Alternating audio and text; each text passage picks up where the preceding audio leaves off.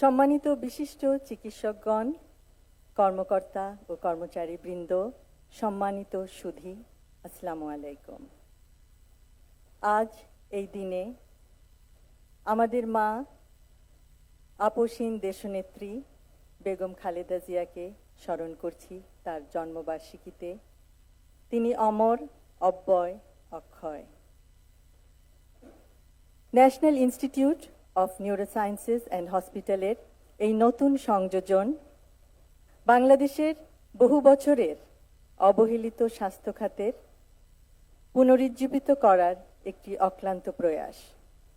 এই সংযোজনের মাধ্যমে আমরা অনুপ্রাণিত, আমরা আশান্বিত যে বাংলাদেশেও ভবিষ্যতে আমরা বিভিন্ন ব্যাধির বিশ্বমানের চিকিৎসা প্রদান করতে পারব ইনশাআল্লাহ।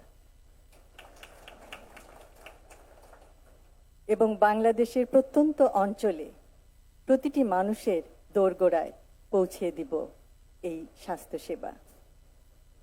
National institute of neurosciences and হসপিটালের সকল চিকিৎসক, কর্মকর্তা ও কর্মচারী বৃন্দকে জানাই আন্তরিক অভিনন্দন। ধন্যবাদ জানাই আমাকে এই অনুষ্ঠানে আমন্ত্রণ জানানোর জন্য। সকলকে ধন্যবাদ। আল্লাহ হাফেজ।